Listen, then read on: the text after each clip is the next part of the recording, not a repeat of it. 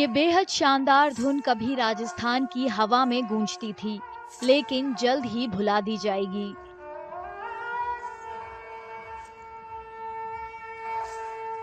रावण हत्था, जो कभी राजस्थान की समृद्ध संस्कृति और कला का नमूना हुआ करता था, जिससे इन जादुई सुरों को बनाया जाता था, वो अब विलुप्त होने के कगार पर है।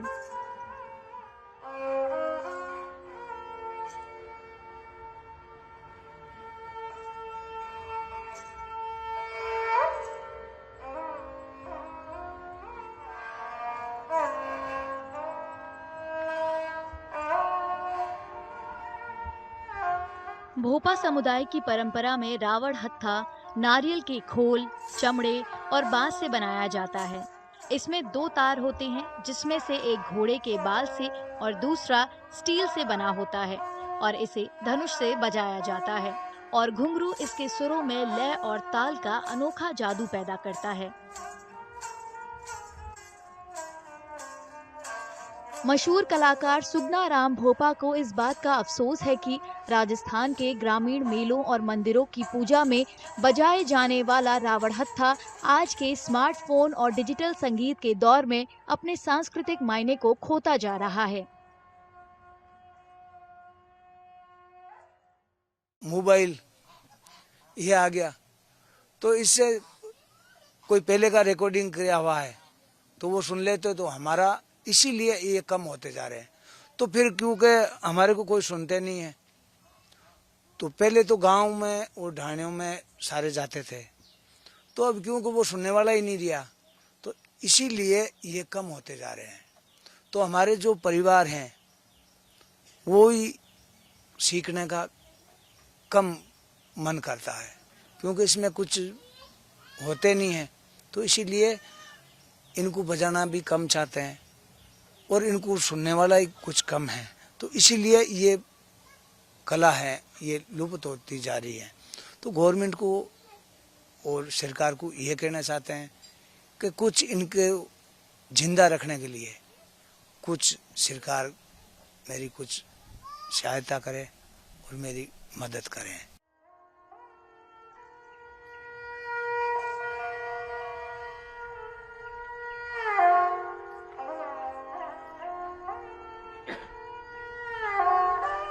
सुगना राम भोपा अपने समुदाय के उन गिने चुने कलाकारों में से एक हैं, जो आज भी इस वाद्य यंत्र को बजा रहे हैं।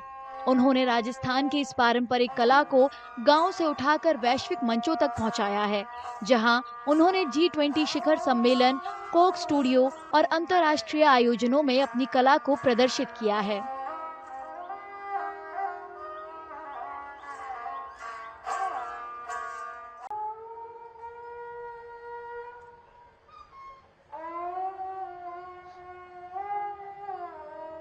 मौजूदा वक्त में सुगना राम अपने बेटे विक्रम को रावण हत्था बजाने की कला सिखाकर इसे जीवित रखने की कोशिश कर रहे हैं।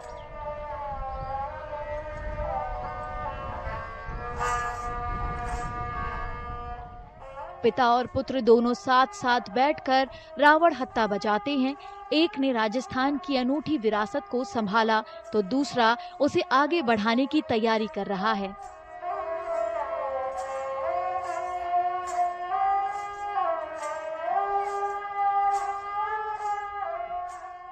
और ये रावण हत्था मैं 1 साल से सीख रहा हूँ। मैं सुबह 1 बजे स्कूल जाता हूँ, सुबह 7 बजे, और 1 बजे वापस आके मेरे 2 घंटे मेरे पिताजी से मैं ये रावण हत्था सीखता हूँ और रोज बजाता हूँ। मुझे ये सीखना है। इससे सीखने से क्या फायदा लगता है? ये मेरी परंपरा है और ये मैं सीखना चाहता हूँ।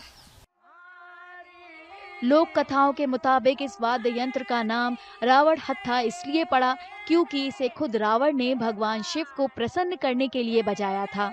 ऐसा माना जाता है कि ये दुनिया के सबसे पुराने धनुष वाद्य यंत्रों में से एक है।